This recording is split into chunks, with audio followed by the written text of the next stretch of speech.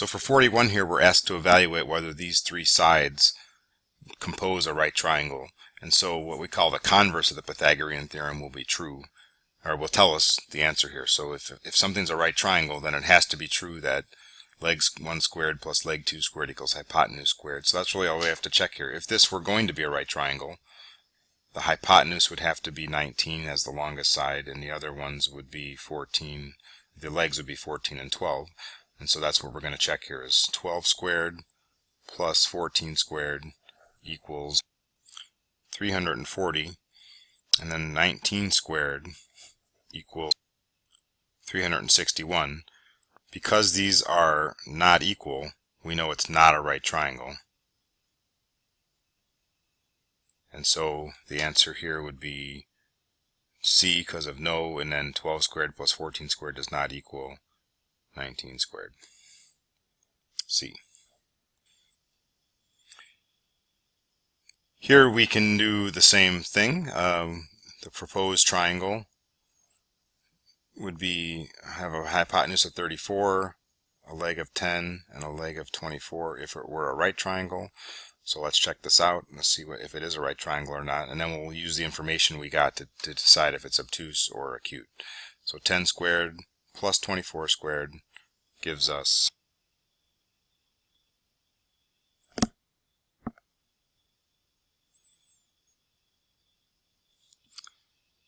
676. 34 squared equals 1156. So these are not equal, so it's not right.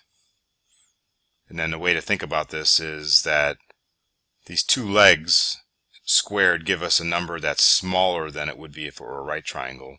So this triangle has to be an acute,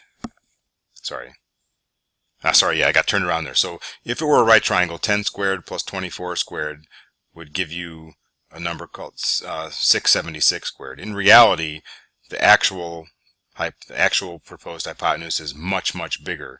So what happens is we're thinking that this triangle is extremely stretched out because the real number is bigger than what we think it should be if it were a right triangle, and so therefore it's obtuse.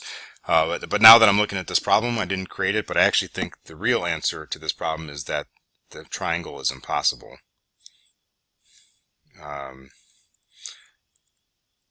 Because we have, look at the two smaller sides add up to the third side, which makes it an impossible triangle.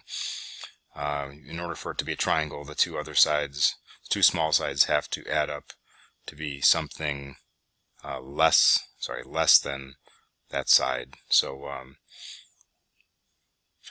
have to change this question for next year, but this is like the true answer. So if you discovered that, great, congratulations. If not, if you just went through what I did up here, this process would still lead you to believe that it's an obtuse triangle. Okay, when I created this, it looks like this is an extraneous diagram that relates to the next problem, so I'll just ignore that. If the length of the shorter leg of a 30, 60, 90 triangle is 3, find the length of the longer leg. So these are about the special triangle relationships. I'm just going to draw what I like to think of as the pattern. So 30, 60.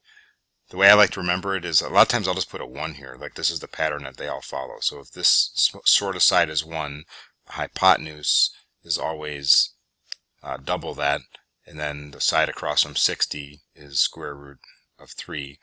To just double check that, Pythagorean theorem should tell us that 1 squared plus the square root of 3 squared equals 2 squared, which it does because this is 1 plus 3 equals 4. Some people like to remember this as, instead of 1, like s, this could be 2s, and this could be s root 3. In any case, we have what we need here. So the shorter leg, the relationship when I go from the shorter leg to the longer leg, I always multiply by root 3. And so that's what we can do here. So if the shorter leg is 3, sorry, I'm just going to redraw this here. If the shorter leg is 3, I multiply it by root 3 to get the longer leg, and that would give us our answer, D. 44, this is your 45-45 triangle relationship, down here I've drawn two different ways to think about it. The way I like to think of it is that they all have this pattern of 1, 1, square root of 2, although you remember it as side, side, side times square root of 2. The key idea is, though, that to get from a leg to the hypotenuse, I multiply by square root of 2. And so here, since I have a leg, I get to the hypotenuse by multiplying by square root of 2.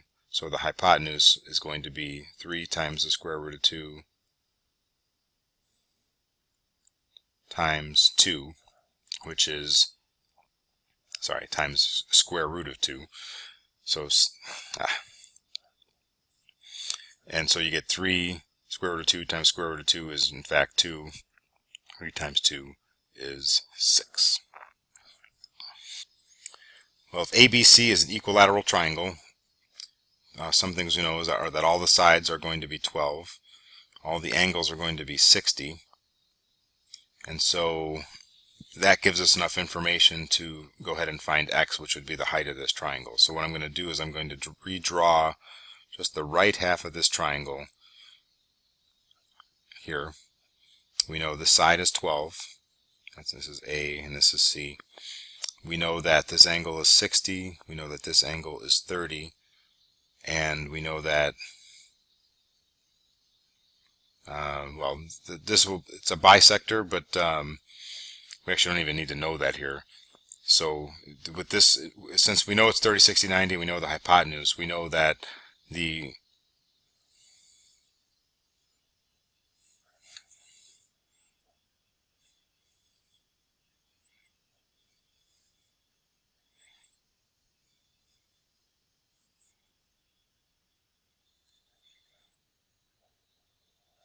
strange. I'm not sure what happened there, so I'm just going to have to redraw this diagram because it's disappeared, although it probably looks like I'm drawing it twice now on the video.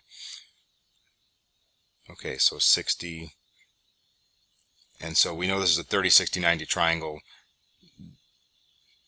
The side across from 30 is always half the hypotenuse, so we know that that's going to be 6. And then the longer leg is always the shorter leg times 6 root 3. So to go from here to here, I multiply by root 3, and so 6 root 3 is the height of this triangle, and so that would be the answer. X is 6 root 3. Alright, 46. That's kind of dumb to have this as a review problem. I feel like it is the same problem. That angle is 30. The hypotenuse is 12. The side across from 30 is half the hypotenuse. So to go from here to here, again, the relationship is take the shorter leg times root 3. 6 root 3 is D. Here we have an isosceles right triangle. We're given that the two legs are equal. Remember that isosceles triangles have base angles that are congruent.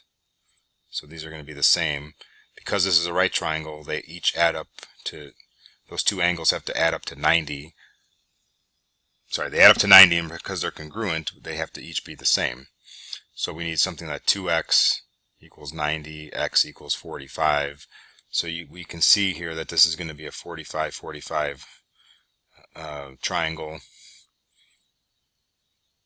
And so because it's isosceles, we know that x is going to be 10. It's the same as the other leg. And then y, the relationship is always take the leg times root 2. Times root 2. So y is going to be 10 root 2. 48, we have the perimeter of a square is 20. We find the length of a diagonal, so we always start off by drawing a nice picture here. If this is S, well, we know that 4 times S has to equal 20 because of the perimeter. We go all the way around and they're all the same. So S in this case is going to give us 5. So we know that the sides of the square is all 5. We have a diagonal here, and because of the symmetry, we know that this is going to be a 45, 45, 90 triangle. And if you didn't remember that, you could still just use the Pythagorean theorem. But so because we know it's a 45, 45, 90 triangle, the hypotenuse is always the side times the square root of 2. So the diagonal, we're going to call this D here, the diagonal will just be 5 root 2. If you didn't remember 45, 45, 90, you could always do diagonal squared equals 5 squared plus 5 squared equals 50, d squared equals 50, d equals square root of 50, which is the square root of 25 times 2, which equals 5 square root of 2. So you get the same answer either way.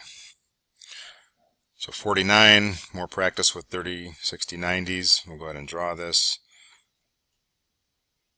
30, actually that should be probably 60 in my diagram here. 60, 30, and the hypotenuse is given as 4. We know that the shortest leg is always half the hypotenuse, so that's going to be 2. And we know that, if we're going to just draw the little pattern here, 1, 2, root 3. And to go from this side to this side, we multiply by root 3. So 2 times root 3 is 2 root 3. That gives us the pieces we need for the perimeter. Just add up all the sides. So 2 plus 2 root 3 plus 4 is the perimeter. And 2 plus 6 can combine. 6 plus 2 root 3 is the perimeter. So this one again, as I'm looking at it, we're going to see if we can use 30, 60, 90 or 45, 45, 90 relationships. This is a right triangle here. We're given this angle's 30, so we know this angle is 60. What are we trying to find here? WX. So we're trying to find this right here. I'll call it X. But we have no other information about the triangle, so we're a little bit stuck. But fortunately, we can use some of the other information in the problem. These two sides are marked as congruent, so we know that this side ZX is 30, and now we have what we need to find the rest of the triangle. 30 is the hypotenuse. The leg across from 30 degrees is the shorter leg, which always equals half the hypotenuse. So X is 30 over 2, or 15, which is answer A.